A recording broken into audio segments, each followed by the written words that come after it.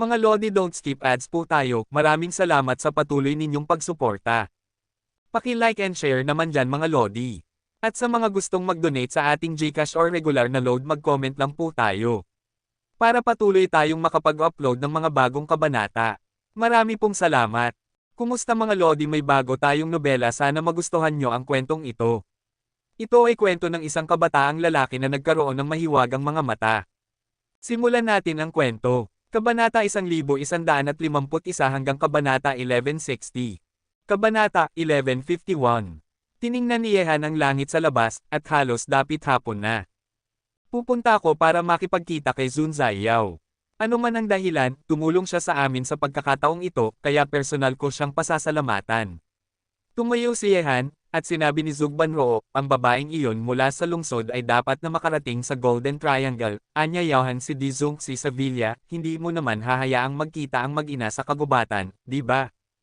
Tama. Tumango si Yehan ng may ngiti, at pagkatapos ay naglakad patungo sa lugar kung saan naroon ang Venerable Zaiyao.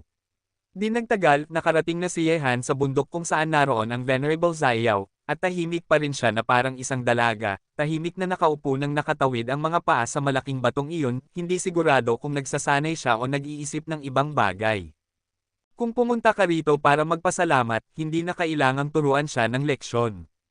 Ang totoo lang, hindi ako sanay na may mga taong nagmamayabang sa harap ko. Ang walang pakialam na boses ng Earth Venerable Zaiyao ay narinig ni Yehan.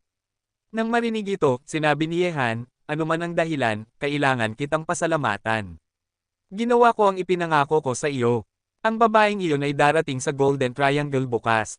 Nang marinig ang mga salita ni Yehan, ang nakatigil na aura sa katawan ng Earth Venerable Xiao ay bahagyang nag-fluctuate, at binuksan niya ang kanyang mga mata, tumitingin sa papalubog na araw sa unahan, bukas.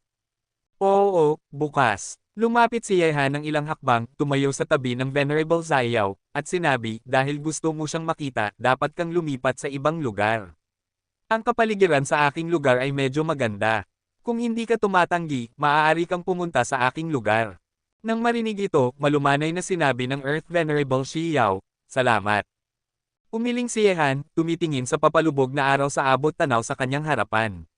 Pagkatapos ng sandali ng katahimikan, tiningnan niya ang Earth Venerable Zaiyao at tinanong, sa totoo lang, may ilang tanong akong gusto kong itanong sa iyo tungkol sa banal na lupain ng Kunlun. Ano ang problema? Sinulyapan ni Landlord Xiao si Yehan. Ano ang nangyari sa itim na dragon sa katawan ng batang babae? Nang marinig ito, bahagyang kumunat ang noo ng Earth Venerable Xiao, at sinabi, ayaw kong sagutin ang tanong na ito sa iyo ngayon. Nang marinig ito, nagkibit-balikat si Yehan at nagpatuloy, sige, babaguhin ko ang tanong. Ano ang kaharian ng apat na dakilang Panginoon? Ano ang kaharian ng Nine-Night Sage? Sinabi ng Earth Venerable Zaiyao, ang lakas ng apat na dakilang Panginoon ay hindi kasing misteryoso ng iniisip mo. Lahat ay nagtitipon sa tuktok. Gayunpaman, dahil sa iba't ibang talento ng mga individual, kahit na ang parehong kaharian ay mayroon ding mga lakas at kahinaan.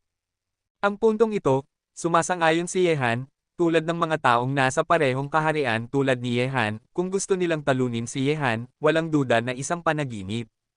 Ang totoo lang, kahit na ganoon, mahirap pa ring makahanap ng isang nilalang na makaka-rival sa apat na dakilang Panginoon sa sekular na mundo dahil lahat tayo ay naigal-inang ng parehong kapangyarihan, at dapat mong malaman kung ano ang kapangyarihang ito. Ang kapangyarihan ng siyam na araw. Huminga ng malalim si Yehan. Sinabi ng Earth Venerable Zaiyao, tama, ang apat sa atin ay nagtataglay ng kapangyarihan ng siyam na araw. Ang kapangyarihang ito ay pinagsama mula sa katawan ng Qinglong. Ito ay kasing lakas ng Yang at walang kapantay. Sa mundong ito, maliban sa sage na makakapagpigil sa atin, natatakot akong hindi tayo makakahanap ng ibang tao, kahit na ang ilang tao na tumulong sa iyo sa Kilian Mountain noon ay mabuti, at dalawa sa kanila ay umabot na sa tuktok, ngunit masyadong mahina sila sa harap natin. Tanging si Jian Huang at ang tamad na matandang lalaki na si Xiao Qingshan ang makakapasok sa estado ng pagtitipon. Tungkol kay Ji Quanren, Sword God, at Military God, nasa tuktok pa rin sila ng tatlong bulaklak na estado at hindi pa nakakarating sa estado ng pagtitipon. Ang apat na dakilang Panginoon at ang apat sa kanila ay nasa pinakamataas na antas, at hindi sapat upang ganap na pigilan ang mga Panginoon sa panig ni Yehan noong panahong iyon. Nagpatuloy si Yehan, hanggat alam ko, sa mundong ito, ang pagtitipon sa tuktok ay ang pinakamalakas na estado na, at mas mataas pa ay ang pagkakaisa ng langit at tao, ngunit imposibleng masira ng mundong ito ang mga tanikala ng estadong ito. Kaya, ano ang kaharian ng Nine-Night Sage Monarch na mas malakas kaysa sa iyo? Nasira na ba niya ang tanikalang ito? Umiling ang Earth Venerable Zayao at sinabi, hindi ko alam kung ang Holy Monarch ay hindi mahuhulaan, ngunit napakahirap na masira ang hadlang ng pagkakaisa ng tao at kalikasan, marahil posible, marahil imposible. Nang marinig ito, kumunat ang noo ni Yehan, anong estado ang nasa Nine-Night Sage Lord? Sa anong hakbang siya kailangang maglinang upang makasabay sa kalaban? Huling tanong. Sinabi ni Yehan, sa banal na lupain ng Kunlun, may isang porma sayon na humahantong sa ibang mundo. Hindi ko alam kung gaano mo ito kakilala. Nagulat si Lord Zayao nang tumingin kay Yehan, at sinabi, mukhang marami kang alam. Mayroon ngang ganoong porma sayon na tinatawag na yin yang reincarnation formation. Ang totoo lang, ang porma sayon na ito ay hindi pa umiiral mula nang umiral ang banal na lupain ng Kunlun. Walang sino man ang makakadaan. Sinasabi na noong unang panahon, may mga taong nagwasak sa kawalan at pumasok sa ibang mundo, ngunit sila ay ignorante. Kahit na natagpuan ng mga taong ito ang lokasyon at mayabang na nag-iwan ng mga pahiwatig para sa mga susunod na henerasyon, wala sa kanila ang mga makakadaan sa porma sayon na ito ay mamamatay lahat sa porma sayon. Ano? Nagulat ang ekspresyon ni Yehan, walang sino man ang nakadaan.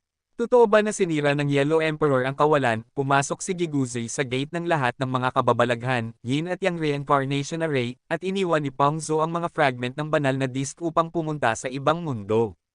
Lahat ba ito ay mali? Kung ang porma sayon na iyon ay talagang makakadaan, bakit kailangang maghintay ang banal na lupain ng Kunlun sa lahat ng oras na ito? Bamantong hininga ang Earth Venerable Zayao. Talagang nagulat si Yehan sa mga salita ni Lord Zayao. Kung wala sa mga taong ito ang nakadaan sa porma sayon, hindi ba magagawang umalis ang mga tao sa mundong ito magpakailanman, at mapailalim magpakailanman sa estado ng Joding Peak? Bukod dito, ayon sa mga salita ng Earth Venerable Xiao, ang pahiwatig na hinahanap ng mundo ay walang iba kundi isang nakakatakot na biro. Tumingin ang dignitaryo Zayao kay Yehan at sinabi, wala sa mga taong kilala mo ang makakapasa. Kahit na natagpuan nila ang Yin Yang Reincarnation Formation sa Kunlun Mountain pagkatapos ng matinding pagsisikap, lahat sila ay namatay sa porma sayon dahil nagpumilit silang sundin ang kanilang sariling landas, sa batas. Nang marinig ito, tinanong ni Yehan, dahil ang porma sayon na ito ay tiyak na mabibigo, bakit hindi pinili ng banal na lupain ng Kunlun na gawin itong publiko? Sa halip, hayaan ang mundo na sundin ang pahiwatig na ito sa bawat henerasyon. Kabanata 1152. Dahil hindi pa ipinanganak ang apat na dakilang sagradong hayop, ang porma sayon na ito ang huling pag-asa ng banal na lupain ng Kunlun, at ang pag-asang ito na ayaw ng banal na lupain ng Kunlun na masangkot ang mga tagalabas. Tumingin ang Venerable Zayao kay Yehan at sinabi, sa totoo lang, gusto kong ipasa ang porma sayon na ito ay hindi imposible, ngunit kumokonsumo ito ng sobrang lakas, at ang sapat lamang na lakas ay makakasuporta sa pagpapatakbo ng porma sayon na ito. Nakakaawa na ang bawat henerasyon ng mga sage ay nakolekta ng isang malaking bilang ng mga spirit stone upang patakbuhin ang porma sayon, ngunit ang lakas na kinakailangan ng porma sayon ay malayo sa sapat, iyon ay isang nakakatakot na bilang. Kaya, nagpadala ang banal na lupain ng Kunlun ng mga tao upang mangolekta ng mga spirit stone sa Wushu para lamang buhayin ang porma sayon. Natural. Tumango ang Venerable Xiao, at sinabi, gayunpaman, kumpara sa mga spirit stone na nakolekta ng mga sage noong nakaraan, ang mga spirit stone na nakolekta natin ngayon ay malayo sa sapat, ngunit sa ngayon, hindi na kailangang mangolekta ng mga sage ng mga spirit stone. Bato, dahil nakahanap siya ng ibang paraan patungo sa ibang mundo. Tipunin ang apat na banal na hayop at buksan ang gate ng kawalan. Isang malamig na tingin ang sumilay sa mukha ni Yehan. Hehe, kakaiba talaga, alam mo pala ang napakaraming bagay. Tumingin ng may pagkamausisa ang Venerable Zayao kay Yehan. Maliban sa mga tao sa banal na lupain ng Kunlun, walang ibang tao sa mundo ang makakaalam tungkol sa bagay na ito. Ngunit malinaw na may alam si Yehan. Sinabi ni Yehan, huwag mong kalimutan ang aking relasyon sa banal na hayop na White Tiger. Nang marinig ito, tumango si Earth Venerable Zayao ng may pag-unawa, at sinabi, nakalimutan ko iyon, ang sikretong ito ay orihinal na pag-aari ng banal na lahi ng hayop, tila sinabi na niya sa iyo ang sikretong ito. Sinabi ni Yehan, Panginoon, dapat mong malaman ang mga kahihinatnan ng pagbubukas ng gate ng kawalan. Kahit na alam kong mas mataas ka at hindi mo pinapansin ang buhay ng mga mortal sa sandaling mangyari. Alam ko ang mga kahihinatnan. Pinutol ni Venerable Zayao si Yehan at sinabi, Gayunpaman, ipinanganak ang mga banal na hayop, at ang mga banal na hari ng lahat ng henerasyon ay naghihintay para sa kanila. Dahil ipinanganak ang mga banal na hayop, sa pagkakataong ito ang mga banal na hari ay hindi susuko ako, hindi pa banggitin, sino sa mundong ito ang makakapigil sa gagawin ni Shengjun, kaya mo ba? Tumingin ang Earth Venerable Xiao kay Yehan. Malamig na sinabi ni Yehanhan, hindi nga ako kasing galing niya ngayon, ngunit magsusumikap ako, kahit na hindi para sa paghihiganti, hindi ko hahayaang magtagumpay siya. Sa mundong ito, napakaraming tao ang aking pinapahalagahan. Wala ka bang pinapahalagahan? Hindi sinagot ng Earth Venerable Xiao ang tanong na ito. Tumingin sa tahimik na Earth Venerable Zayao, nagpatuloy si Yehan, sinabi mo lang na wala sa mga nauna ang nakapasa sa Porma Sion. Paano mo nalaman ang mga bagay na ito? Sinabi ni Dizen Zayao, dahil ang banal na lupain ng Kunlun ay matagal nang naitala na kung ang Porma Sion ay makakadaan, kahit na may 1% na pagkakataon, ang mga sage ng nakaraan ay patuloy na susundan, at hindi hihintayin hanggang sa dumating ang deadline, ngunit hindi, maliban kung ang Porma Sion sa suporta ng napakalaking lakas, kung hindi man ito ay isang patay na dulo, kung hindi man, ang henerasyong ito ng mga sage ay hindi hihintay ng 400 taon. 400 taon. Nag-freeze ang ekspresyon ni Yehan, posible bang nanirahan si Nine Night Sage Lord sa mundong ito sa loob ng 400 taon? Hindi mo kailangang mag-ulat, sinabi ng respetadong Zayao. Dapat mong malaman na pagkatapos makapasok sa kaharian ng 3 bulaklak, walang problema na mabuhay ng higit sa 100 taon ng madali. Kapag nakarating ka sa kaharian ng 3 bulaklak na nagtitipon sa tuktok, maaari kang mabuhay hanggang sa 200 taon.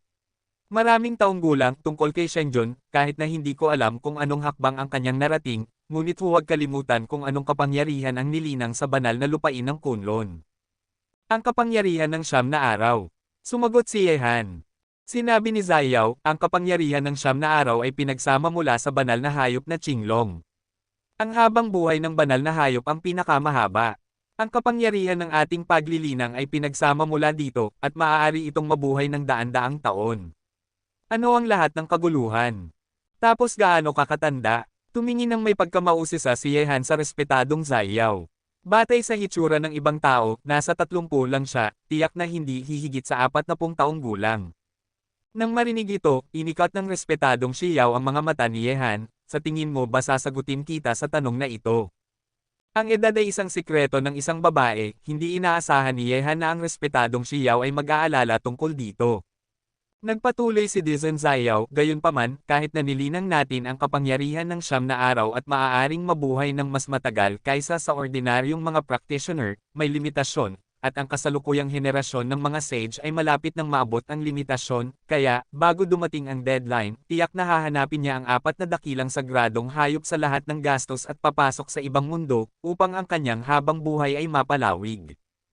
Ang habang buhay ng isang tao ay maaaring maabot ang puntong ito.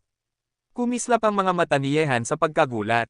Iyon ay dahil ikaw ay ignorante, sinabi ng dignitaryo Zayao, bilang karagdagan sa mahabang-habang buhay ng mga tao sa banal na lupain ng Kunlun. Sa totoo lang, noong unang panahon, may isang taong nabuhay ng mas matagal kaysa sa mga banal na hari ng lahat ng dinastiya.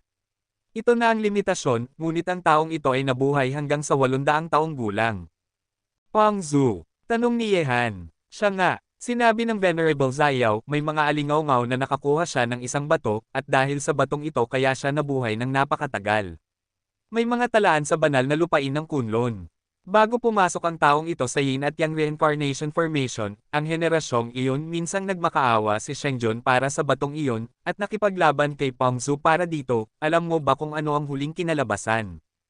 Ano iyon? Tanong ni Yehan. Sinaktan ni Pangzu ang banal na hari ng banal na lupain ng Kunlun noong panahong iyon. Sinabi ng dignitaryo Zayao, nakakunot ang mga mata, at siya ang nag-iisang tao sa kasaysayan na nakakasakit sa banal na hari. Makakasakit sa banal na lupain ng Kunlun Shengjun. Kabanata 1153. Nagulat si Yehan nang marinig ang mga salita ni Emperor Zayao.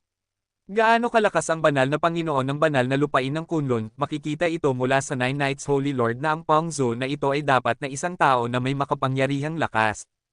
At pagkatapos, tanong ni Yehan, sinabi ng Earth Venerable Zayao, sa huli ay tumakas siya sa Porma Sion, ngunit hindi niya maiiwasan ang masamang kapalaran at namatay sa loob, ngunit huwag mong isipin na ang kanyang lakas ang makakasakit kay Shengjun. Posible bang ang batong iyon? Nagulat ang hitsura ni Yehan. Tumango ang Earth Venerable Xiao, at sinabi, ang batong ito ay tinatawag na Golden Shaped Stone, at sinipsip niya ang kapangyarihan mula dito upang saktan ang banal na Panginoon. Anong uri ng bato ang Golden Shaped Stone na ito na napakalakas? Nainggit si Yehan. Hindi ko pa nakikita ang batong ito dati. Sinabi ng Venerable Xiao, ngunit ang batong ito ay dapat na umiiral pa rin sa mundong ito, at hindi pa ito dinala sa Porma Sion. Ang aking banal na lupain, Kunlun, ay nagpunta rin upang hanapin ang batong ito. Ngunit ito ay walang kabuluhan. Nang marinig ito, nanatiling tahimik si Yehan. Alam mo ba kung bakit sinabi ko sa iyo ang mga bagay na ito? Tumingin si Landlord Xiao kay Yehan. Bakit? Itinaas ni Yehan ang kanyang mga kilay. Dahil kung gusto mong talunin ang banal na Panginoon, marahil ang Golden Shaped Stone na ito ang iyong pagkakataon. Magaan na sinabi ng Venerable Xiao, kahit na hindi ko itinatanggi ang iyong talento, kung gusto mong hakbang-hakbang na mapabuti ang iyong lakas, hindi mo alam kung gaano katagal bago mo mahijitin si Shengjun. Nagulat si Yehan nang marinig ang mga salita ni Lord Zayao, at pagkatapos ay sinabi, salamat sa iyong paalala, ngunit hindi mo rin mahanap ang Golden Stone na ito sa Kunlun, ang banal na lupain, kaya paano ko ito mahahanap? Nakasalalay sa kung mayroon kang pagkakataon at swerte. Sinabi ni Yehan, huwag nating pag-usapan ito sa ngayon, magdidilim na, tara na. Nang marinig ito, tiningnan ng lokal na respetadong Xiao ang langit at sinabi, hindi, magpapakita ako sa tamang oras kapag dumating siya bukas, at ang pagpupulong ay maaaring maistorbo sa loob ng ilang araw. Wala namang problema, maaari kang manatili doon hanggat gusto mo. Matapos magsalita, bumaba na ng bundok si Yehan.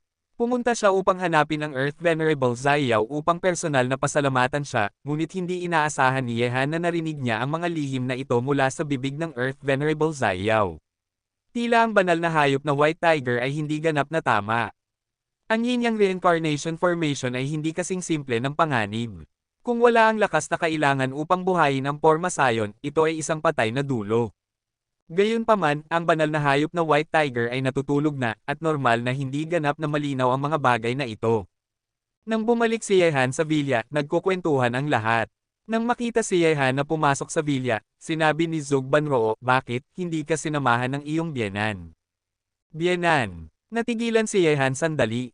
Tumingin si Zugproj na kay Yehan ng may kalahating ngiti at sinabi, narinig kong sinabi ni Brother Zhao at ng iba pa na talagang gusto ka ng babaeng iyon, kaya makakatakas ba siya sa iyong mga kamay sa hinaharap? Sa ganitong paraan, hindi ba kayo magkakasama ni respetadong Zayao na aakyat sa tuktok? Okay ba? Hindi ko inaasahan na ikaw, Zugproj na, ay chismosa ng ganito. Ganyan talaga ang mga babae. Hindi na nagabala si Yehan na kausapin siya, at sinabi kay Zhao Hengtian at sa iba pa, Brother Zhao, may isang bagay na kailangang harapin ng iyong tulong. Walang balita mula sa batang iyon na si Ijun sa Taiwan ng napakatagal, tila hindi mapayapa ang buhay. Tungkol sa bagay na ito, talagang plano ni Yehan na magpadala ng mga tao sa Taiwan upang tulungan si Ajun nang salakayin niya ang sinaunang mundo ng martial arts, ngunit noong panahong iyon ang kompetisyon sa martial arts ay malapit nang magsimula, at orihinal na plano ni Yehan na magpadala ng mga tao sa Taiwan pagkatapos lumahok sa martial arts kompetisyon. Nakakaawa na direktang pinalayas siya ng Nine-Night Sage Monarch sa Huaxia. Sinabi ni Zhao Hengtian, ang batang iyon ay isang taong hindi madaling sumuko. Nagsikap siyang mag-isa sa Olympic League at Taiwan. Hindi pa natin siya nakikitang humingi ng tulong sa atin. Sa pagkakataong ito ay maglalakbay tayo sa ibang bansa bilang isang grupo sa Tianlong Booth. Ang batang ito natatakot akong ayaw na niyang istorbohin tayo, Cheng, bukas pupunta ako sa Taiwan Bend para tingnan. Hindi, ibibigay ko ang bagay na ito kay Senior Chen at sa dalawa. Sinabi ni Zhug Banroo, malapit na akong pumunta sa kanluran ngayon, kaya hindi maiiwasan si Brother Zhao. Kapag may nangyari kay Yehan sa kanluran, si Brother Zhao ang magiging responsable sa pangkalahatang sitwasyon.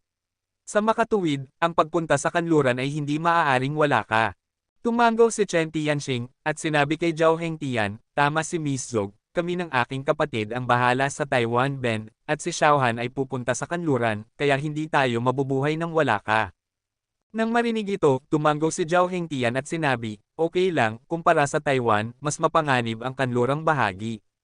Sinabi ni Yehan, kung ganoon ay napagdesisyonan na, darating ang babaeng iyon sa Golden Triangle bukas, sa pinakamabilis ay kikilos tayo sa susunod na araw, ngayon ang ating mga tropa ay nahahati sa dalawang ruta sa Asya, kailangan nating harapin ang potensyal na banta sa lalong madaling panahon, pagkaantala ng isang araw pa, maaaring magkaroon ng aksidente. Kabanata 1154. Tumango ang lahat sa mga salita ni Yehan. Sa susunod na pagkakataon, kailangan nilang maglakad-lakad sa buong mundo. Mabilis na lumipas ang isang gabi, at sa tanghali ng susunod na araw, nakarating na si Little Ching Cheng. Na-notify na ni Yehan si Kunsang na magpadala ng isang tao upang salubungin siya kahapon. Ipinadala ng iba ang batang babae, ngunit nag-aalala si Sun Bumiay. Sa gate ng bilya, nakita na ni Yehan ang isang sasakyan na hindi kalayuan, tumalon ang batang babae na si Xiao Qingcheng nang may isang hakbang, at tumakbo ng diretso patungo kay Yehan. Nagulat ang sundalo. Kaagad, isang malambot na katawan ang sumugod sa mga bisig ni Yehan, at pareho pa rin ito sa dati, nakayakap sa kanyang katawan ng mahigpit na parang pusit, kuya, matagal na tayong hindi nagkita. Namiss kita ng sobra. Namiss ka rin ng kuya, maging mabuti ka, bumaba ka muna at pumasok ka sa kuya. Hinaplos ni Yehan ang ulo ng batang babae. Hindi, kailangan kitang yakapin ng ilang sandali, natatakot akong mawawala ka mamaya, kuya. Wala nang balak bumaba si Xiao Qingcheng, tumingin siya kay Yehan ng may awa, at nang hindi nakatingin si Yehan, ang batang babae na ito naghalikan pa siya kay Yehan sa mukha. Ikaw na babae. Nagpapawis si Yehan sa kanyang puso, at mabilis na tumingin sa paligid. Sa kabutihang palad, hindi lumabas sina Zhou Banroo at ang iba pa sa villa, kung hindi ay kakamustahin siya ng babae mamaya. Kuya, gusto kong buhatin mo ako papasok. Tumingin ng may panlilin lang si Xiao Qingcheng kay Yehan, kung hindi, kapag bumalik ako, sasabihin ko kay Sister Yuner na hinalikan mo ako. Nagdilim ang mukha ni Yehan, bakit mo ako inaabuso, okay. Ngayon ay nasaktan na. Gayunpaman, ang batang babae na ito ay sinanay ng Huafeng ng matagal at mas makapal ang balat kaysa sa kanya. Si Yehan ay sumuko lamang sa kanyang mga kamay, at pumasok sa villa na karga ang batang babae. Ang eksena na ito ay nagparamdam ng kaunting awkward sa mga tao. Kahit na hindi pa gaanong edad si Xiao Qingcheng, pagkatapos niyang pagsamahin ang kapangyarihan ng itim na dragon, ang kanyang pisikal na pag-unlad ay lumampas sa kanyang mga kapantay. Ang 13 taong gulang na batang babae ay halos 1.7 metro ang taas. Sa loob ng villa, pinanood ni Zhou Banroo at ng iba pa si Yehan na pumasok na karga si Xiao Qingcheng. Ito ang unang pagkakataon na nakita ni Zhou Banroo ang batang babae, at medyo mausisa siya, ngunit bago pa magsalita ang lahat, kaagad na tumalon ang batang babae mula sa katawan ni Yehan nang bumaba siya, tumingin siya kay Zhou Banroo sa villa, at sinabi kay Yehan nang may hindi kasiyahan, kuya, lumabas ka pala para maghanap ng mga babae sa labas sa likod ng iyong kapatid, kailangan kong bumalik at sabihin sa kanila. Ito, hindi pa. Nagpapawis si Yehan sa kanyang puso. Mabaho kang kuya, kumakain ka ng lahat ng iba, bakit hindi mo ako kinakain? Tumingin si Xiao Qingcheng kay Yehan ng may hindi nasisiyahang ekspresyon. Nang marinig ito, nanginginig ang sulok ng bibig ni Yehan, at wala siyang nagawa kundi itaas ang kanyang ulo at walang salita na magtanong sa langit. Tumingin ng may pagkagulat si Zhou Banroo kay Xiao Qingcheng, marahil hindi niya inaasahan na ang batang babae na ito ay napakademonyo. Mabilis na hinailan ni Yehan ang batang babae upang umupo, at sinabi, Qingcheng, hindi ko ipakikilala ang iba, ito ang iyong nakatatandang kapatid na si Prajna, at ang iyong nakatatandang kapatid na si Prajna ay ako. Hindi mo na kailangang magpaliwanag. Sinabi ni Sister Huafeng. Ang paliwanag ng isang lalaki ay upang takpan. Tumingin si Xiao Qingcheng kay Yehan ng may paghamak, na para bang alam niya kung ano ang sasabihin ni Yehan. Pinatang kanyang noo si Yehan. Ano ba talaga ang itinuro nila sa kanya? Hehe, maliit na kapatid, ano sa tingin mo ang relasyon ko sa iyong kapatid? Tumingin si Zhou Banroo kay Xiao Qingcheng nang may ngiti sa kanyang mukha. Bilang isang kasintahan, ikaw ang kinakasama na hinahanap ng aking kapatid at ng iba pa sa labas sa likod ng aking kapatid. Tumingin din si Xiao Qingcheng kay Zhou Banroo nang may paghamak. Halo, kahit na ang kasintahan at kinakasama ay alam na. Natigilan si Zhou Prajna sa mga salita ni Xiao Qingcheng, Xiao-san. Mabilis na nagpalit ng paksa si Yehan at sinabi, Qingcheng, may isang dahilan kung bakit dinala kita ng iyong kapatid dito sa pagkakataong ito. Wow! Kuya, napakawalang hiya mo. May babaeng nagtatago pa sa bahay na ito. Ang mga batang baka ay kumakain ng lumang damo. Ang batang babae ba ito ay kabaligtaran? Hindi naintindihan ni Yehan sandali, sinundan ang mga mata ni Xiao Qingcheng, at pagkatapos ay nakita ni Yehan ang posisyon sa itaas, ang Earth Venerable Zayao na nakarating sa villa sa ilang oras, dahan-daang bumaba, ang mga magagandang mata ay direktang nahulog sa katawan ni Xiao Qingcheng, at may bahid ng pagmamahal sa kalaliman ng kanyang mga mata. Talagang malalagutan ng hininga si Yehan ngayon, nararamdaman niyang umakyat ang dugo sa kanyang katawan, iyon ang iyong ina. Mabaho kang kuya, hindi ka nagugustuhan, pala iba na pala ang panlasa mo at gusto mo ang mga mature na babae. Tumingin ng may galit si Xiao Qingcheng kay Yehan. Nang marinig ito, sina Zhao Hengtian at ang iba pa lahat sila ay nagpigil ng ngiti, at kahit na ang sulok ng bibig ni Zhou Banroo ay hindi mapigil ang ngumiti. Kung malalaman ng batang babae kung sino ang babae mamaya, malamang na magsisisi siya. Ito, lumabas tayo para maglakad-lakad, kayo na ang mag-usap. Matatalinong umalis sina Zhao Hengtian at ang iba pa, at nanatili sila doon, hindi alam kung anong nakakagulat na mga salita ang lalabas sa bibig ni Xiao Qingcheng. Daiwu, umakyat tayo sa itaas.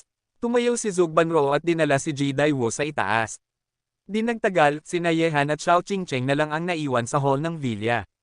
Ang lupain ni Little Qingcheng ay nirerespeto si Zayao. Kabanata 1155. Kuya, bakit patuloy na nakatingin sa akin ang babaeng ito? Nang makita ang titig ng lokal na respetadong Zayao, umupo si Xiao Qingcheng at lumapit kay Yehan. Nang marinig ito, kinagat ni Yehan ang kanyang mga labi at sinabi, Qingcheng, hindi ba lagi mong gustong malaman kung sino ang iyong mga magulang? Ang Sword God ang iyong ama, at siya ang iyong ina. Nang marinig ang mga salita ni Yehan, agad na nanlaki ang mga mata ni Xiao Qingcheng, at tumingin siya kay Lord Zayao, ang babaeng ito ang kanyang ina, kanina lang ay naisip niya na ang babaeng ito ay ang kasintahan ng kanyang kapatid. Qingcheng, maaari mo bang hayaan akong yakapin ka? Lumapit ang lokal na respetadong Zayao kay Xiao Qingcheng at lumuhod. Sa sandaling ito, ang lamang sa mukha ng magandang babaeng ito ay tila kayang durugin ang anumang yelo sa mundo. Para itong natutunaw, isang uri ng maternal na hininga na nagpapainit sa pakiramdam ng mga tao. Nang makita ang kamay na iniunat ng Venerable Xiao, agad na umatras si Xiao Qingcheng at sumandal sa katawan ni Yehan. Nang makita ito, isang patak ng luha ang damaloy sa magandang mukha ng Earthly Venerable Zayao, at ang patak ng luhang ito ay nahulog sa likod ng kamay ni Xiao Qingcheng, dahilan upang manginig ang kanyang maliit na kamay, at hindi niya mapigil ang iunat ang kanyang kamay upang tulungan ang Earthly Venerable Zayao. Pinupunasan ng mga luha sa kanilang mga mukha, magkasama na nagtitigan ng isang ina at anak na babae. Talaga ka bang aking ina? Marahil ay ang aura ng Earth Venerable Zayao ang nakahawa kay Xiao Qingcheng, at ang batang babae na ito ay lumapit sa kanya, sinusuri siya. Malungkot ang hitsura ng Earth Venerable Zayao, may mga luha na umaagos sa kanyang mukha, tumango siya at sinabi, Qingcheng, pasensya na. Pwede mo bang itigil ang pag-iyak, gusto kong magduse kahit na umiyak ka. Matapat na tinulungan ni Xiao Qingcheng si Zun Zayao na panasan ang kanyang mga luha. Nang makita ito, tahimik na umalis sa villa si Yehan. Ito ang unang pagkakataon na nagkita ang mag-ina. Ang eksena kung saan tinatanong ng anak na babae sa dog blood drama kung bakit siya pinabayaan ng kanyang ina ay hindi lumitaw. Siyempre, ito rin ay salamat kay Yehan at sa kanyang malaking pamilya, na nagparamdam sa batang babae ng init ng isang kamag-anak, at ang kanyang mga iniisip ay hindi gaanong matindi. Kung isa pang pamilya, marahil ang mga plot sa mga dog blood drama ay talagang lilito ngayon. Lumabas si Yehan sa villa, naninigarilyo sina Zhao Hengtian at ang iba pa, natutong manigarilyo rin si Jipot Ian, at nagbigay kay Yehan ng isa. Kumusta na, walang gulo sa loob? Tanong ni Zhao Hengtian. Umiling si Yehan at sinabi, kahit na ang batang babae na iyon ay isang bata na hindi pa lumalaki, ang kanyang mga iniisip ay napaka-mature. Kalimutan mo na, bigyan natin ng kaunting espasyo ang mag-ina. Makikita na ang babaeng ito, Dizon Zayao, ay talagang malamig ang puso ngunit mainit ang puso. Kaya, pupunta ba tayo sa kanluran bukas? Tanong ni Zhao Hengtian. Tumango si Yehan, pumunta sa kanluran, ngayon ang matandang lalaking iyon na si Pope ay nasugatan ng Venerable Zayao. Ito rin ang ating pagkakataon, upang hindi malaman ng mga tagalabas ang ating ilalim, kung kaya nating pag-isahin ang mga kaaway na puwersa ng Shenting sa kanluran sama-sama, sapat na para uminom ng isang palayok ang matandang lalaki. Gayunpaman, nang pinag-uusapan ni Yehan at Zhao Hengtian ang tungkol sa pagpunta sa kanluran, tumawag si Lin Chi na nasa Bangzai Country. Si Lin Chi ito. Itinaas ni Yehan ang kanyang mga kilay at sinagot ang telepono, Lin Chi, posible bang nagkaroon ka ng problema sa Bangzai Kingdom? Ang boses ni Lin Chi ay nagmula sa telepono, Boss, sobra mo akong minamaliit, paano ako mapapahamak ng mga taong ito mula sa Bangzigyo, ngunit boss, hulaan mo kung sino ang nakita ko dito. Nang marinig ito, sinabi ni Yehan, ikaw na bata, sino ang makikita mo sa Bangzai Kingdom? Hoy, boss, ginagarantiya kong hindi mo ito mahulaan. Nakakita ako ng isang maliit na tigre sa Bangzigo. Ano, maliit na tigre? Tumingin si Yehan sa loob ng bilya, dahilan upang tumitig sina Zhao Hengtian at ang iba pa. Posible bang tumakbo ang maliit na tigre patungo sa Bangzai Country? Paano ito nangyari? Hindi ka nagbibiro, di ba? Kumunat ang noo ni Yehan, bakit pumunta ang banal na hayop na White Tiger sa Bangzai Kingdom? Ito ay isang bagay na 8 poste ang layo. Nang marinig ang mga salita ni Yehan, nag-aalala si Lin Chi at sinabi, Boss, masasabi ko sa Diyos na hinahawakan ko ang aking 20 sentimetro, talagang nakita ko ang maliit na bagay na iyon. Natigilan si Yehan sandali, 20 sentimetro ba ang kapal ng ari ni Lin Chi? Sabihin mo sa akin ng malinaw, saan mo ito nakita sa Bangzai Kingdom? Ang maliit na tigre ay hindi pupunta sa Bangzai Kingdom ng walang dahilan. Kapag nalaman ng mga tao sa banal na lupain ng Kunlun ang kinaroroonan ng maliit na tigre, ang maliit na lalaking iyon ay magkakaroon ng malaking problema. Boss, nakita ko ito sa Seoul, ang bansa ng Bangzai. Mukhang naglalaro ito sa pamilyang Jin. Binabaniyehan ang telepono, bakit pumunta ang maliit na tigre sa Bangzai Country? Paano ito nangyari? Isang tanong ang lumitaw sa puso ni Yehan, hindi ba dapat nagtatago ang maliit na lalaking iyon sa sandaling ito? Mas mahalaga, hinahanap ng mga tao sa banal na lupain ng Kunlun ang kinaroroonan ng maliit na tigre. Kung alam nila ang lokasyon ng maliit na tigre, magkakaroon ng problema ang maliit na lalaki. Yehan, ano ang nangyayari? Pumunta ang banal na hayop na White Tiger sa Bangzai Country. Tumingin sina Zhao Hengtian at ang iba pa kay Yehan ng may naguguluhang mukha. Tumango si Yehan at sinabi, ang batang iyon na si Lin Chi ay hindi magbibiro tungkol sa mga bagay na ganyan, dapat itong totoo, Brother Zhao, nagbago na ang orihinal na plano, pumunta muna tayo sa Bangzai Country para tingnan kung ano ang nangyayari, pagkatapos ay umalis para sa kanluran. Tumango si Zhao Hengtian. Nagpatuloy si Yehan, Mr. Son, mananatili ka sa Golden Triangle sa loob ng ilang araw. Kung gusto ng batang babae na umuwi, maaari mo siyang ibalik sa Shanghai City. Ipapaubaya ko sa iyo ang mga bagay sa loob ng bansa. Sinabi ni Sun Bumi, huwag kang mag-alala, kahit na ang mundo sa ilalim ng lupa sa China ay nasa kaguluhan, lahat ng bagay sa Tianlong Martial Arts School ay maayos. Kamakailan, plano naming ipadala ang mga estudyanteng iyon mula sa panloob na patio sa Tengchong Forest para sa pagsasanay.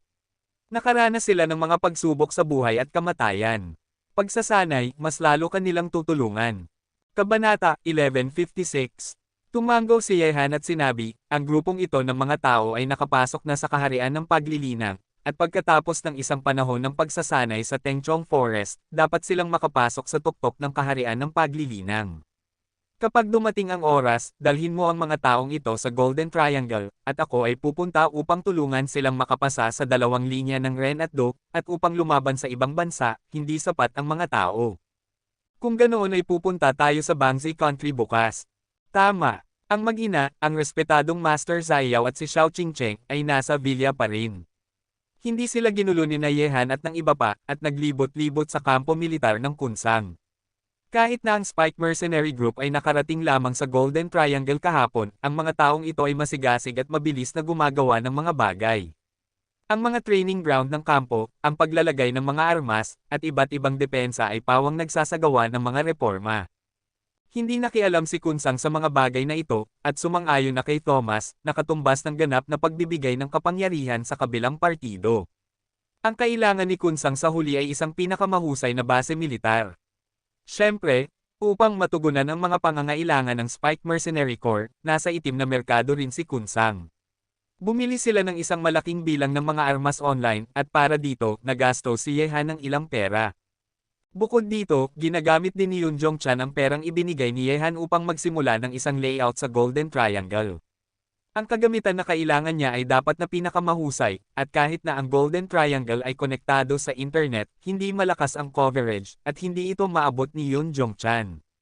Hindi pinansin ni Yehan ang mga bagay na ito, si Yoon Jong Genius ay isang master sa bagay na ito. Mabilis na lumipas ang oras at gabi na, may isang katulong na inayos ni Kun Sang sa villa, hindi na kailangang mag-alala ni na Yehan at ng iba patungkol sa pagkain at pag-inom, basta dumating ang oras, ang katulong ay natural na gagawa ng lahat. Pagkatapos ng hapunan, hindi alam kung saan pupunta sina Zhao Hengtian at ang iba pa. Sa hall, sina Yehan, Xiao Qingcheng, Zug Banroo, Dizhen Ziyao, at Ji Diwo lamang ang naroroon. Sa ngayon, nakilala na ni Xiao Qingcheng si Dizhen Ziyao. Ngunit ang batang babae na ito ay nasa tabi ni Yehan sa lahat ng oras, at ang Venerable Ziyao ay nakatingin sa kanya ng may maamo na mukha. Sa sandaling ito, ang Venerable Ziyao ay hindi katulad ng Venerable ng banal na lupain ng Kunlun. Ang ina na nakilala ang batang babae. Dahil nasa paligid si Dizhen Ziyao, hindi sinabi ni Yehan kay Zog Banroo ang tungkol sa pagpunta sa Bangsay Country bukas. Pagkatapos ng lahat, si Dizhen Ziyao ay mula pa rin sa banal na lupain ng Kunlun, at dapat niyang tulungan si Jiuya Shengjon na hanapin ang banal na hayop na White Tiger. Hoy, kuya, ngayon wala na sina Sister Yuner at ang iba pa, wala nang magnanakaw sa iyo sa wakas. Gusto kong matulog kasama ka ngayong gabi. Sa tabi ni Yehan, nagpakita si Xiao Qingcheng ng isang pares ng puting ngipin, na may medyo walang muwang na hitsura walang muwang, ngunit nanginginig ang buong katawan ni Yehan sa nakausling dila. Ang batang babae na ito ay hayagang nang-aakit sa kanya na gumawa ng krimen. May pupuntahan ang iyong kapatid ngayong gabi. Mabilis na nakahanap ng dahilan si Yehan, at palihim na sumulyap kay Zun Ziyao. Malinaw niyang nakita ang isang pahiwatig ng paghamak sa mga mata ng kabilang partido, at ganoon din ang ginawa ni Zug Banroo. Kuya, hihintayin kita sa iyong kwarto. Tinitigan ni Xiao Qingcheng si Yehan ng may kumikislap na malalaking mata. Oo, sige. Automatikong sumagot si Yehan. Sa pinakamasama, matutulog siya sa ibang kwarto sa gabi. Nasubukan na niya ang mga kakayahan ng batang babae na ito na kumapit. Kung hindi siya pumayag ngayon, hindi niya alam gaano nakatagal, ngunit sa kabutihang palad, aalis siya sa Golden Triangle bukas. Hindi sinasadyang sumulyap si Yehan, at natagpuan na nakatingin sa kanya ang respetadong Ziyao, Zug Banroo, at Ji Diwo. Bigla, nalaman ni Yehan na nagkamali ang mga babaeng ito, at inilipat ng respetadong Xiao ang kanyang mga labi. Ang mga salita ay hindi binigkas, ngunit base sa hugis ng bibig ng kabilang partido, malinaw na ang salitang hayop. Gusto nang umiyak ni Yehan pero wala siyang luha. Ngunit ng oras na upang magpahinga sa gabi, biglang dinala ng respetadong lokal na Xiao si Xiao Qingcheng, natatakot na talagang gagawa siya ng isang bagay sa kanya. Pinanood ni Zug Banroo ang respetadong Ziyao na hilahin ang nag-aalangan na si Xiao Qingcheng pataas, pagkatapos ay sumulyap kay Yehan, at sinabi ng may pang-iinsulto, bakit, ikaw ay partikular na bigo? Ano? Hindi naintindihan ni Yehan sandali. Isang lalaki na may mukha ng tao at puso ng hayop. Mahinang umungol si Zug Prajna, at naglakad palayo ng may mga hakbang. Nang makita ito, nakaramdam ng kawalang kaya si Yehan, at hindi niya alam kung sino ang sasabihan kapag naghihirap siya. Maaga kinabukasan, umalis sina Yehan at ang iba pa sa Golden Triangle. Pumunta ang magkapatid na Chen sa Taiwan upang tulungan ang hukbong A, habang sina Yehan, Zhao Hengtian, Leng Wufei, at Ji Pot Ian ay pumunta sa Bangsay Country. Ang Seoul, na siyang sentro ng politika, ekonomiya, at kultura ng Bangsay Country, ay isa rin sa mga pangunahing lungsod sa pananalapi sa Asya. Pagdating dito, nakahanap sina Yehan at ang iba pa ng isang hotel upang pansamantalang manatili. Nakita ni Lin Chi ang maliit na tigre dito, ngunit hindi alam ni na Yehan at ng iba pa kung nasaan ang maliit na tigre sa Seoul. Brother Zhao, pumunta tayo sa pamilyang Jin sa gabi. Ayon sa hula ni Lin Chi, tila tinutukoy ng maliit na tigre ang pamilyang Jin. Ito ang tanging pahiwatig na mahahanap natin ito dito. Sa isang hotel sa Seoul sa loob, nag-uusap sina Yehan at ang iba pa. Sinabi ni Zhao Hengtian, gusto mo bang dalhin ng batang iyon na si Lin Chi ang isang tao dito? Nang marinig ito, umiling si Yehan at sinabi, sapat na kami para mahanap ang maliit na tigre. Ang batang iyon na si Lin Chi ay nakikipaglaban ngayon sa mga eksperto mula sa mundo sa ilalim ng lupa ng Bangsay Kingdom. Hindi na kailangang maabala siya. Bukod dito, masyadong maraming tao. Hindi kinakailangang maganda. Sige, palihim tayong papasok sa bahay ng Jin at tingnan ito sa gabi. Ang tirahan ng pamilyang Jin ay nasa Seoul, at para sa kaginhawaan, ang hotel kung saan nakatira sina Yehan at ang iba pa ay hindi kalayuan sa pamilyang Jin. Nang dumating ang gabi, ang apat na sina Yehan ay nakarating na sa pamilyang Jin sa dilim. Ang pamilyang Jin ay isang malaking mansyon. Maraming bahay at gusali sa mansyon. Ang buong mansyon ay parang isang maze. Kung titingnan mula sa kalangitan sa gabi, nagbibigay ito sa mga tao ng isang nakasisilaw na pakiramdam. Ang pamilyang Jin ay parang isang napakamayamang lokal na mayamang tao sa Bangzi Kingdom. Tinitingnan ang kahangahangang layout ng mansyon ng pamilyang Jin, nagkatinginan sina Zhao Hengtian at ang iba pa at sinabi, Yehan, napakalaki ng lugar na ito, paano natin ito mahahanap? Kabanata 1157. Nang marinig ito, tumingin si Yehan sa maze-like na mansyon sa ibaba, at sinabi, napakalaki ng mansyon na ito at maraming vilya, ang apat sa atin ay maghanap sa apat na direksyon, tandaan, anuman ang resulta, magkikita tayo dito sa loob ng 1 oras. Mahigpit na hinawakan ni Jipo at Ian ang arma sa kanyang kamay, at sinabi, gamit ang lakas ng apat sa atin, tapos na kung papatayin lang natin, at pagkatapos ay maaari nating hanapin ang anumang gusto natin, at ang pagpatay sa mga taong ito ay maituturing na pagtulong kay Ling Chi. Bigyan mo ang lalaking iyon ng tulong. Hindi. Umiling si Yehan at sinabi, nasa dito ngayon ang banal na hayop na White Tiger, hindi tayo dapat maingay kapag gumagawa tayo ng anumang bagay. Sa sandaling maakit natin ang atensyon ng iba, maaaring maihayag ang lokasyon ng banal na hayop na White Tiger, dito kailangan nating gawin ito ng palihim. Sige, magkikita tayo dito sa loob ng 1 oras. Pagkatapos ng lahat, ang apat na tao ay nahati sa apat na direksyon, at nawala sa mansyon sa ibaba na parang apat na itim na ilaw. Napakalaki ng mansyon ng pamilyang Jin, at ang mga anak ng pamilyang Jin ay karaniwang nakatira dito. Mula sa laki ng mansyon, makikita na dapat maraming miyembro ang pamilyang Jin.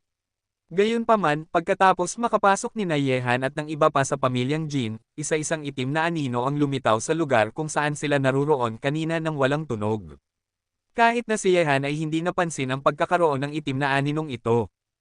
Ang apat ay nahati sa apat na direksyon. Si Yehan ay nasa gitna, naglalakad sa mga gusaling iyon. Madilim na ngayon, at natural na pinapatrolya ang pamilyang Jin. Isang pangkat ng 4 o 5 tao ang patuloy na naglalakad sa paligid ng mansyon. Nang makita ang mga taong ito, madali silang naiwasan ni Yehan.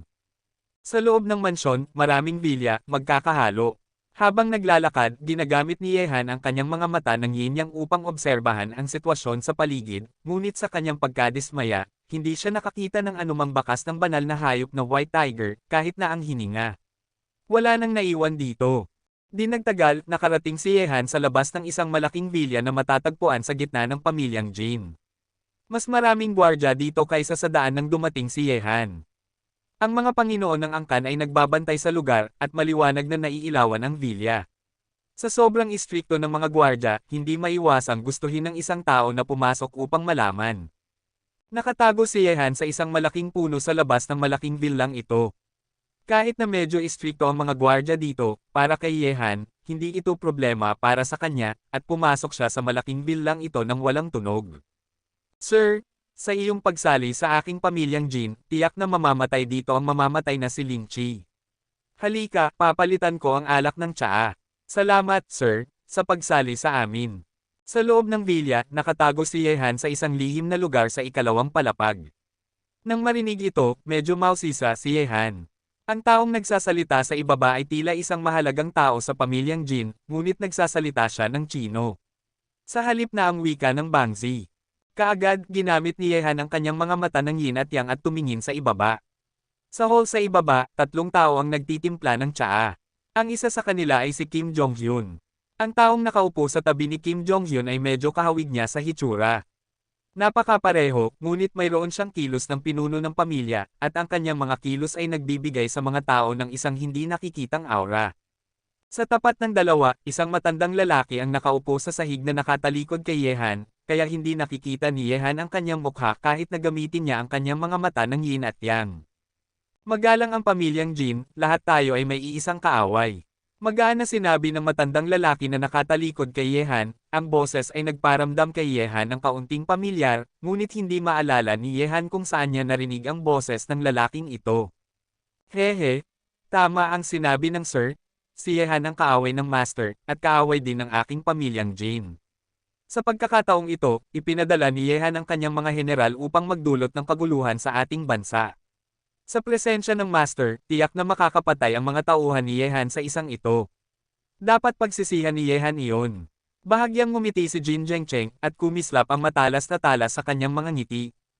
Dinala ni Lin Chi ang mga Master sa mundo sa ilalim ng lupa ng Bangzai Kingdom.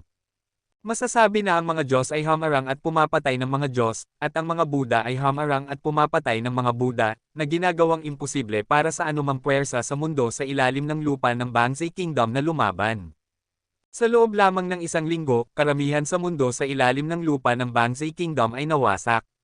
Nanalo si Lin Chi. Sa huli, kailangang lumabas ang pamilyang Jin, ngunit hindi pa rin mapigilan ng pamilyang Jin si Lin Chi. Ngayon, alam ng lahat sa mundo sa ilalim ng lupa ng Bangzai Kingdom na ang mamamatay na Diyos na si Lin Chi ay nakatutok na sa kanyang espada sa Seoul. Ang kanyang layunin ay ganap na puksain ang pamilyang Jin sa Bangzigyo. Ngunit sa panahong ito, isang master na nagpasaya sa pamilyang Jin ang sumama sa kanila. Ang kanyang pagsali ay nagpahinga sa mga tense nerves ng pamilyang Jin. Hindi kayang harapin ng pamilyang Jin ang mamamatay na si Lin Chi, ngunit ang taong ito ay kumaway ng kanyang kamay. Ang kakayahang magsira sa isa't isa sa pagitan nila.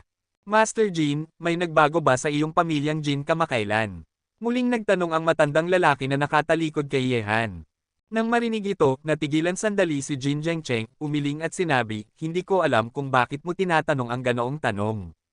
Kahit na ang aking pamilyang Jin ay kasalukuyang nakaharap sa krisis na dala ng demon leader na si Lin Chi, ang mamamatay na Diyos, hindi siya makakalapit sa Seoul sa malapit na hinaharap, kaya ang aking pamilyang Jin medyo tahimik dito sa bahay.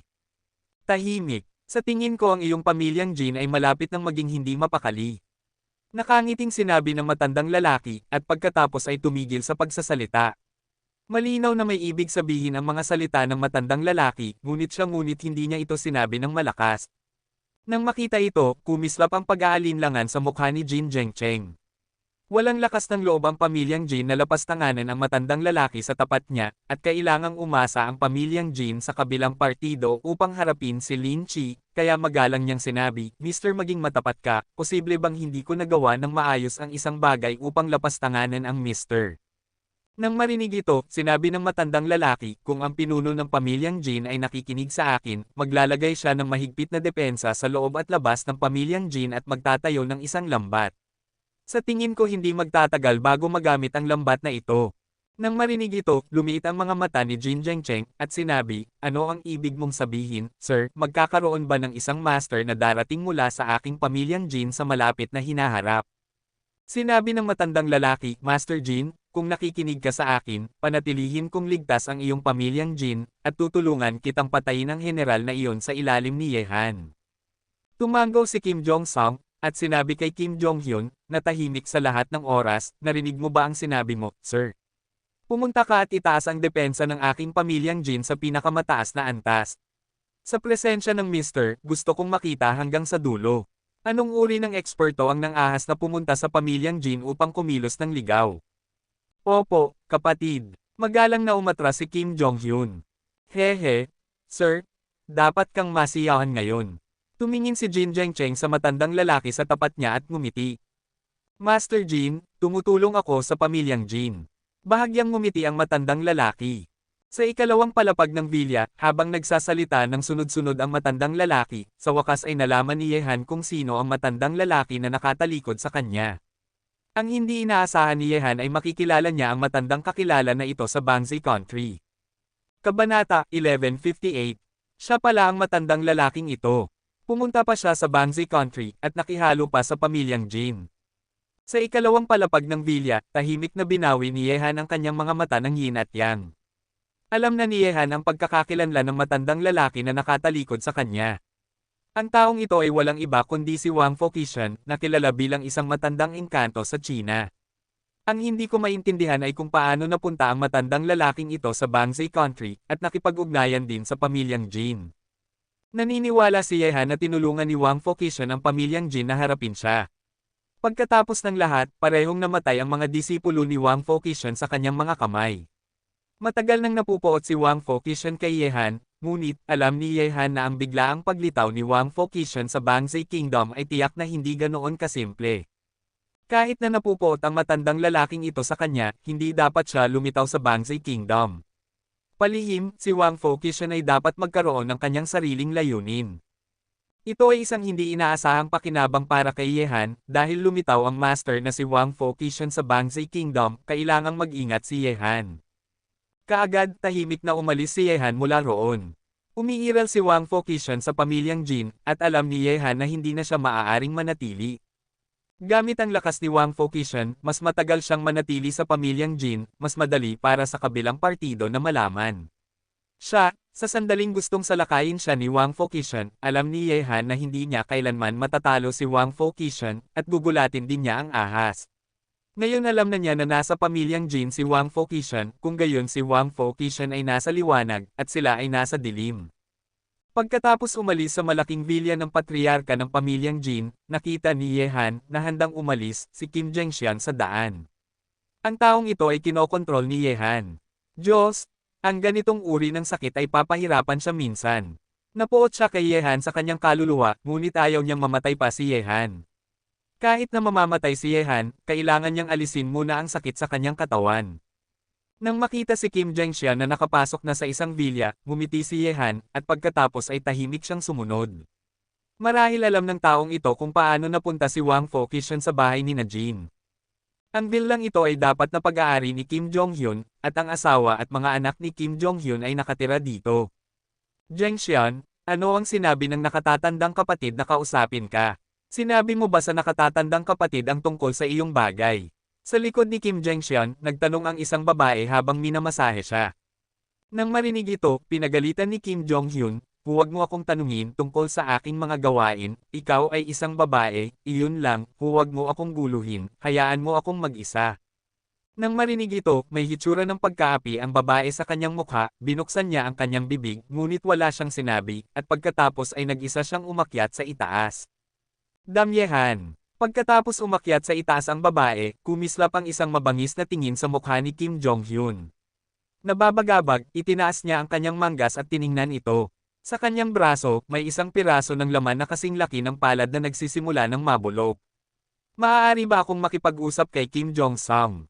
Hehe, hindi ko alam kung ano ang nagalit kay Mr. Jin. Sa panahong ito, nang nagagalit si Kim Jong-hyun, sa likod ng isang haligi, ang figure ni Yehan ay dahan-dahang lumitaw sa harap ni Kim Jong-hyun. Nang marinig ang biglaang ito, nagulat si Kim Jong-hyun, ngunit nang makita niya si Yehan Shi, ang ekspresyon sa kanyang mukha ay maaaring ilarawan bilang parehong nagulat at galit. Bakit? Ilang araw na tayong hindi nagkita, nakalimutan ba ako agad ni Mr. Jin? Bahagyang ngumiti si Yehan, lumapit at umupo sa tapat ni Kim Zhengxian, nang makita ito, pinigilan ni Jin Zhengxian ang galit sa kanyang puso, at matalim na sinabi, Yehan, bakit ka lumitaw dito? Siyempre ay pumunta ako dito. Sumulyap si Yehan kay Jin Zhengxian at sinabi, mukhang hindi maganda ang buhay ni Mr. Jin kamakailan. May magagawa ba akong tulong? Bastard, lahat ng ito ay dahil sa iyo. Ang mga salita ni Yehan ay nagparamdam kay Kim Zhengxian na tumingin sa kanya ng may masamang ekspresyon. Magaan na sinabi ni Yehan, Mr. Jin, kung ayaw mong malaman ng mga tao ang tungkol sa ating relasyon, mas mabuting ibaba mo ang iyong boses. Pagkatapos ng lahat, ito ay tungkol sa iyong buhay. Ikaw. Mahigpit na kinuyam ni Kim Zhengxian ang kanyang mga kamao, hindi makapagsalita ng isang kumpletong pangungusap ng matagal. Nagpatuloy si Yehan, Mr. Jin, bakit ka nagagalit? Hindi ka ba dapat matuwa na narito ako? Ang iyong sakit ay maaari kong lutisin basta gumawa ako ng isang bagay. Nang marinig ito, huminga ng malalim si Jin Zhengxian at tumawa ng may pang-iinsalto, Yehan, sa tingin mo ba paniniwalaan ko na tutulungan mo ako ng libre? Walang libreng tanghalian. Ano ang gusto mong gawin ko? Madaling pakitunguhan ng mga matatalinong tao. Ngumiti si Yehan, may isang matandang kakilala ako na pumunta sa bahay ng iyong pamilya Jin, at gusto kong malaman ang layunin ng kanyang pagpunta sa bahay ng iyong pamilya Jin. Kung sasabihin mo sa akin, marahil ay tutulungan kita palakihin ang sakit. Ikaw, paano mo nalaman? Nagulat ang mukha ni Kim Jong-hyun. Sinabi ni Yehan, paano ko nalaman na hindi mo kailangang malaman, ang sagot na gusto ko, nagtataka ako kung handa bang sabihin ni Mr. Jin. Sumulyap si Jin Zhengxian kay Yehan at sinabi, ang aking pamilyang Jin ay hindi alam ang dahilan ng pagbisita ni Wang Fokishan. Alam ko lang na narito siya upang tulungan ang aking pamilyang Jin na malampasan ang krisis. Tulungan ang pamilyang Jin na malampasan ang krisis. Ngumiti si Yehan at sinabi, sino si Wang Fokishan, sino ang magpapakita ng kabaitan upang tulungan ang pamilyang Jin na malampasan ang krisis ng walang dahilan. Yehan? Huwag mong kalimutan, magkaaway kayo ni Wang Fokishan, dahil magkaaway kayo, bakit hindi niya matulungan ang aking pamilyang Jin na harapin ka? Tumawa ng may pang-iinsulto si Jin Zhengxian. Tama iyon. Bahagyang ngumiti si Yehan at sinabi, pero mas kilala ko si Wang Fokishan kaysa sa inyo. Dahil hindi mo masagot ang aking tanong ngayon, kung gayon ay maaari mo akong tulungan na alamin. Hindi dapat mahirap bilang gantimpala, matutulungan kitang mapawi ang iyong sakit. Kabanata 1159. Nang marinig ito, medyo pangit ang mukha ni Kim Jong-hyun, at hawak ni Yehan ang kanyang buhay sa kanyang mga kamay, na nagparamdam sa kanila ng matinding pagkaapi.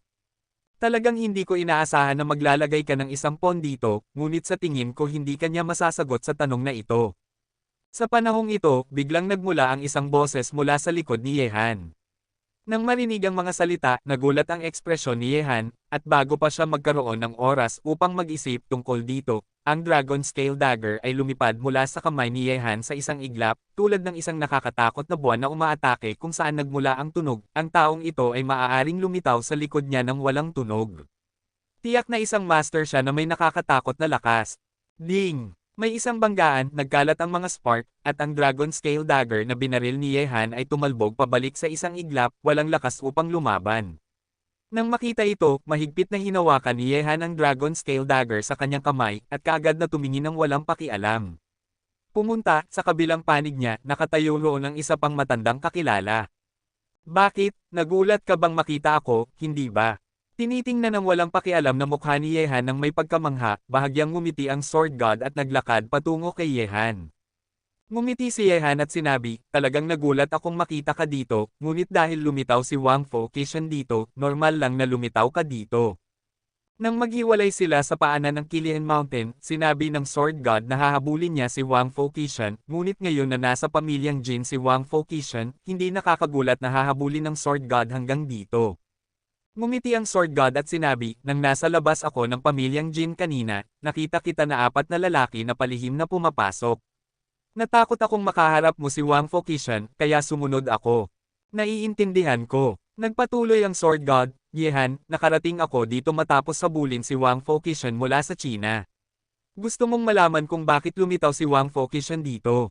Walang silbi na tanungin siya, dahil walang sino man sa pamilyang Jin ang nakakaalam kay Wang Fokishan. Tara, lumabas muna tayo dito, at pag-uusapan natin mamaya. Sige, tumango si Yehan, at pagkatapos ay tumingin kay Jin Zhengxian at sinabi, Mr. Jin, pasensya na ngayong gabi, ngunit dito, sa tingin ko magkikita ulit tayo. Pagkatapos ng lahat, sina Yehan at Sword God ay sabay na umalis mula roon. Bastard! Pinanood sina Yehan at Sword God na umalis, galit na binasag ni Jin Zhengxian ang tasa ng tsaa sa mesa.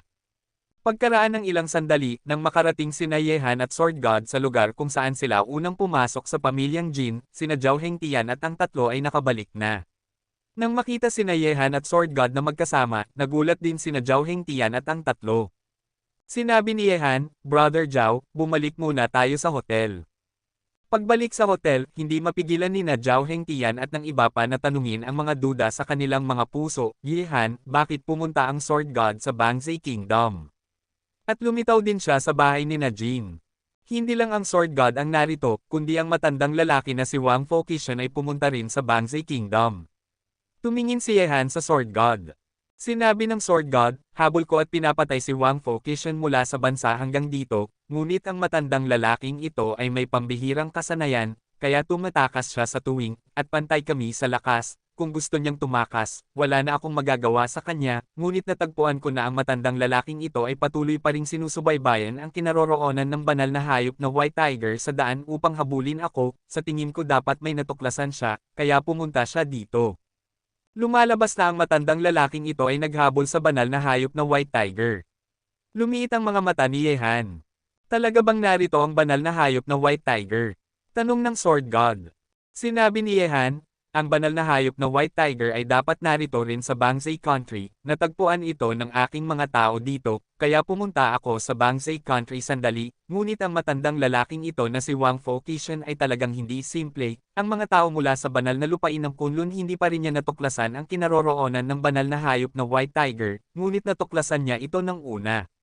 Siyempre, natuklasan ni Wang Fochishan ang kinaroroonan ng banal na hayop na White Tiger, at medyo nag-aalala rin si Yehan na natuklasan din ito ng mga tao mula sa banal na lupain ng Kunlun. Nang marinig ito, bumulong ang Sword God, mukhang may kinalaman ito sa pamilyang Jin, kung hindi man ay hindi pupunta roon si Wang Fochishan ng walang dahilan. Sinabi ni Yehan, ipaliwanag din nito kung bakit handang tulungan ni Wang Fochishan ang pamilyang Jin, dahil ang kanyang pangunahing layunin ay ang puting tigre, at ang pagtulong sa pamilyang Jin ay isang pantikip lamang. Nang marinig ito, sinabi ni Zhao Hengtian, gayunpaman, ang matandang lalaking iyon na si Wang Fochishan ay magiging kalaban ba ng banal na hayop na White Tiger? Dahil ang matandang lalaking ito ay nang ahas na salakayin ang banal na hayop na White Tiger, dapat mayroon siyang sariling mga paghahanda. Kumislap ang malamig na ilaw sa mga mata ni Yehan, at pagkatapos ay tumingin siya sa Sword God at sinabi, Sword God, dahil narito ka, bakit hindi natin samantalahin? Paggamit ng pagkakataong ito upang alisin ang cancer na si Wang Fochishan, ang pag-iwan sa kanya ng mag-isa sa loob ng isang araw ay palaging magpapahirap sa mga tao na hindi makatulog. Maaari mong subukan. Tumango ang Sword God. Sa tulong ni Yehan at ng iba pa, mas madali para sa kanya na alisin si Wang Fochishan. Ang totoo lang, hindi pa natin alam ang kinaroroonan ng banal na hayop na puting tigre. Kung kaya nating makipag-ugnayan dito, magkakaroon tayo ng mas magandang pagkakataon na alisin si Wang Fochishan. Hindi nakakita si Yehan ng anumang bakas ng banal na hayop na puting tigre sa bahay ni Jin ngayong gabi. Hindi niya rin napansin ang kanyang hininga, hindi maintindihan ni Yehan kung bakit pumunta ang lalaking iyon sa Bangzai Country. Kabanata 1160. Sinabi ni Zhao Hengtian, wala kaming nakita sa tatlo sa pamilyang Jin, ngunit nakakita ako ng isang yungib na may bundok sa likod sa pinakamalalim na bahagi ng mansyon ng pamilyang Jin. Aalisin ito ng mga gwardya. Yungib. Kumunat ang noo ni Yehan. Bakit sobrang bantay ng pamilyang Jin sa isang yungib? Kung ganoon, kailan natin ito gagawin? Tanong ng Sword God. Huwag kang mag-alala dahil gusto nating salakayin si Wang Fuchi, tiyak na masasangkot ang mga tao mula sa pamilyang Jin. Sinabi ni Yehan, ang aking mga tao ay narito sa Bangzai Kingdom ngayon, kaya tila kailangan kong hilingin sa kanila na tulungan akong lutesin muna ang pamilyang Jin, at pagkatapos ay pag-usapan ang ibang mga bagay. Nang marinig ito, sinabi ni Zhao Hengtian, ipaalam ko kay Lin Chi na ang batang iyon ay pumunta sa Seoul ngayon. Tumango si Yehan, pinangunahan ni Lin Chi ang mga tao upang harapin ang pamilyang Jin, mayroon silang sobrang oras upang harapin si Wang Fochishan. Sinabi ni Yehan sa Sword God sa panahong ito, Sword God, marahil hindi mo alam na ang Earth Lord ay nasa Golden Triangle ngayon. Pumunta ba siya para guluhin ka? Kumunat ang noo ng Sword God. Umiling si Yehan at nakangiting sinabi, napakatalino niya. Pumunta siya sa Golden Triangle upang tanungin ako tungkol sa kinaroroonan ng banal na hayop na White Tiger, ngunit para sa kapakanan ng batang babae. Ngayon ang kanyang ina at anak na babae ay parehong nasa Golden Triangle. Kung aalisin ang langit, maaari kang maglakad-lakad sa Golden Triangle. Nang marinig ang mga salita ni Yehan, kumislap ang isang maamo na tingin sa matatag na mukha ng Sword God, salamat, sa tingin ko nagkakilala na ang mag-ina, at nakatulong ito sa akin na malutas ang isang problema. Sinabi ni Yehan, sa totoo lang, malamig ang mukha ng Earthly Venerable at mainit ang puso, ngunit ang banal na lupain ng Kunlun ay isang bundok. Ang banal na lupain ng Kunlun ay talagang isang malaking bundok sa pagitan ng Sword God at ng Earth Venerable Zaiyao. Hanggat umiiral ang banal na lupain ng Kunlun, hindi kailanman magagawang. Sinabi ni Zhao Hengtian sa panahong ito, Yehan, ang batang iyon na si Lin Chi ay umalis na, sa tingin ko makakarating siya dito upang sumama sa atin sa loob ng isang oras. Tumango si Yehan at sinabi, sige, sa sandaling dumating sina Lin Chi at ang kanyang mga tauhan, sasalakayin natin si Wang Fochishan. Kapag dumating ang oras, sisirain niya ang pamilyang Jin, at magtutulungan tayong patayin si Wang Fochishan. Kung walang sino mang mag-aayos sa pamilyang Jin, sa sandaling kumilos si Yehan at ang iba pa laban kay Wang Fochishan, tiyak na makikilahok ang mga miyembro ng pamilyang Jin. Kahit na ang mga taong ito mula sa pamilyang Jin ay walang dapat ikabahala para kina Yehan at ng iba pa, makakaabala pa rin sila. Laban sa isang master na tulad ni Wang Fokishan, hindi maaaring mangyari ang anumang hindi inaasahang sitwasyon. Gayunpaman, nang matapos ni Yehan at ng iba pa ang kanilang plano na patayin si Wang Fokishan, isang uri ng pagkabalisa ang dahan-daang kumalat sa katawan ni Yehan. Ang ganitong uri ng pagkabalisa ay kabilang sa aura ng banal na hayop na Suzaku. Ito ay isang uri ng pagkamagaling at pagkabalisa. Ano ang nangyari? Naramdaman ng pagkabalisa na nagmumula sa kanyang katawan, nagtipon ang mga kilay ng espada ni Yehan. Ito ang hininga ng banal na hayop na Suzaku. Bakit ito sobrang hindi mapakali at mag-alig sa sandaling ito? Mula nang manirahan ang banal na hayop na Suzaku sa katawan ni Yehan at nahulog sa isang malalim na pagtulog, maliban sa oras kung kailan ginamit ng Shanheishi ang Fire Rebirth Technique upang iligtas siya, hindi pa niya nakikitang gumalaw ito sa kanyang katawan. Bigla, tumingin si Yehan sa labas ng bintana ng hotel na siyang direksyon na pag-aari ng pamilyang Jin. Hindi maganda, pumunta sa pamilyang Jin, ang banal na hayop na White Tiger ay nasa panganib. Matapos magsalita, agad na naglakad palabas ng bintana si Yehan, tulad ng isang itim na ilaw na lumilipad laban sa hangin sa kalangitan sa gabi. Dapat naramdaman nito ang aura ng banal na hayop na White Tiger, at ang banal na hayop na White Tiger ay dapat nasa panganib din. Ang Sword God ang unang sumunod kay Yehan, at tinanong niya, "Yehan, may nakita ka ba?" "Huwag kang magtanong, pumunta ka lang sa bahay ni Jin at alamin." Sa likod ni Yehan at Sword God ay ang tatlo ni Zhao Hengtian.